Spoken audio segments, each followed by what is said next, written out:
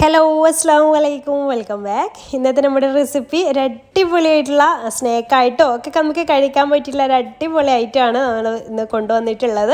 നല്ല ഈസിയാണ് തയ്യാറാക്കിയെടുക്കാൻ വേണ്ടി. ഇത്രയും സിമ്പിളായിട്ട് നമുക്ക് ചെയ്യാൻ വേറെ കഴിയുമെന്ന് തോന്നില്ല. അത്രയും സിമ്പിളായിട്ട് നമുക്ക് ചെയ്യാൻ പറ്റുന്ന ഒരു റെസിപ്പിയാണ് കേട്ടത്. കുട്ടികൾക്കൊക്കെ നമുക്ക് സ്നാക്സിനൊക്കെ കൊടുക്കാൻ പറ്റിയിട്ടുള്ള ഒരു ഐറ്റമാണ്. ഞാനത് മോൾക്ക് സ്കൂൾക്ക് കൊണ്ടുപോകാൻ വേണ്ടി സ്നാക്സിന് കൊണ്ടുപോകാൻ വേണ്ടിയിട്ട് ഉണ്ടാക്കിയെടുത്തതായിരുന്നു കേട്ടോ. അപ്പോൾ നല്ല ടേസ്റ്റി ആയിട്ടുള്ളൊരു ഐറ്റമാണ്. അപ്പോൾ ഇതെങ്ങനെയാണ് ചെയ്യുന്നത് നോക്കാം. അപ്പോൾ തയ്യാറാക്കിയെടുക്കാൻ വേണ്ടിയിട്ട് ഞാൻ മിക്സിയുടെ ജാറും എടുത്തിട്ടുണ്ട്, ബ്രെഡും എടുത്തിട്ടുണ്ട്. ഞാൻ ഇതിൻ്റെ മെയിനായിട്ടുള്ള ഇൻഗ്രീഡിയൻ്റ് എന്ന് പറയുന്നത് ബ്രെഡാണ് കേട്ടോ. അപ്പോൾ ഒരു 5 സ്ലൈസ് ബ്രെഡ് ഞാൻ എടുക്കുന്നുണ്ട്.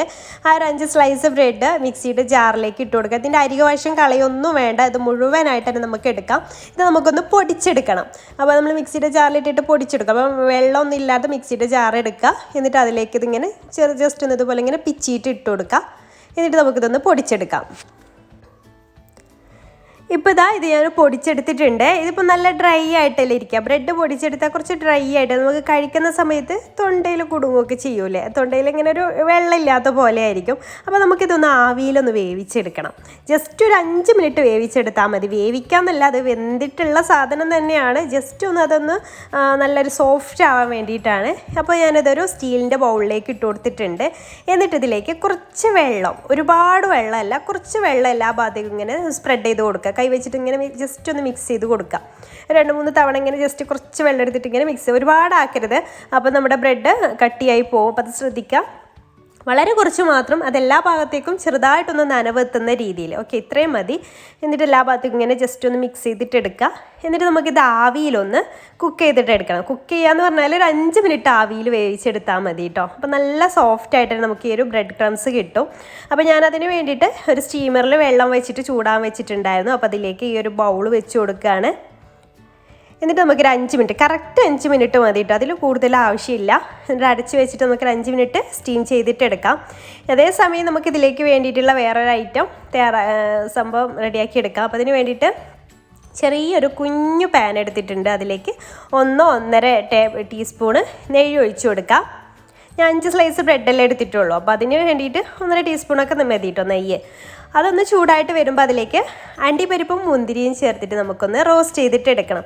അപ്പോൾ അതൊക്കെ ഈ ഒരു ഐറ്റത്തിലേക്ക് ചേർക്കാൻ വേണ്ടിയിട്ടാണ്. അപ്പോൾ നല്ലൊരു ടേസ്റ്റാണ് നമ്മുടെ ഈ ഒരു പലഹാരത്തിൽ നമുക്ക് കിട്ടുക. അപ്പോൾ എണ്ണ ചൂടായ സമയത്ത് നെയ്യ് ചൂടായതിന് ശേഷം ഞാൻ അതിലേക്ക് അണ്ടിപ്പരിപ്പും കഴുകി വെച്ചിട്ടുള്ള അണ്ടിപ്പരിപ്പും മുന്തിരിയൊക്കെ ഒന്ന് ഇട്ട് കൊടുക്കുകയാണ്. അതൊന്ന് അതിലിട്ടിട്ട് അത് റോസ്റ്റ് ചെയ്തിട്ട് എടുക്കുകയാണ്. ഈ ഒരു ഐറ്റം കുട്ടികൾക്ക് എന്തായാലും ഇഷ്ടമാവും കേട്ടോ. ഞാൻ ഗ്യാരണ്ടി പറയുകയാണ്. എൻ്റെ മക്കൾക്ക് 2 പേർക്കും നല്ല ഇഷ്ടമായിട്ടുണ്ടായിരുന്നു. അപ്പോൾ ഇതുപോലെ നിങ്ങൾ എന്തായാലും ഒന്ന് ട്രൈ ചെയ്ത് നോക്കണേ. അപ്പോൾ ഇതുപോലെ നന്നായിട്ടൊന്ന് റോസ്റ്റ് ചെയ്ത് എടുത്തിട്ടുണ്ട്. ഞാൻ തീ ഓഫ് ചെയ്തു. അപ്പോൾ നമ്മുടെ ബ്രെഡ് നല്ല സോഫ്റ്റായിട്ട് തന്നെ കുക്കായിട്ട് വന്നിട്ടുണ്ട്. കണ്ടോ, 5 മിനിറ്റേ ഞാൻ വെച്ചിട്ടുള്ളൂ കേട്ടോ. നല്ല സോഫ്റ്റായിട്ട് വന്നിട്ട്. അപ്പോൾ ഞാനതൊരു ബൗളിലേക്ക് മാറ്റിയിട്ടുണ്ട്.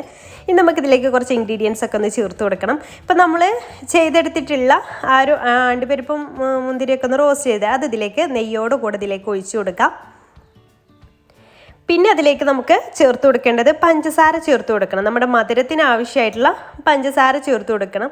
ഞാനിവിടെ 1.5 ടേബിൾ സ്പൂൺ പഞ്ചസാരയെ ആഡ് ചെയ്യുന്നുള്ളൂ. അപ്പോൾ അതിലേറെ കൂടുതൽ മധുരം വേണമെന്നുണ്ടെങ്കിൽ 2 ടേബിൾ സ്പൂണൊക്കെ നിങ്ങൾക്ക് ചേർത്ത് കൊടുക്കാം. പിന്നെ ഇതിലേക്ക് മധുരത്തിന് നിങ്ങൾക്ക് വേണമെങ്കിൽ ശർക്കര ചീക്കിയിട്ടും ചേർക്കാം കേട്ടോ. ശർക്കരയുടെ ടേസ്റ്റാണ് ഇഷ്ടമെന്നുണ്ടെങ്കിൽ.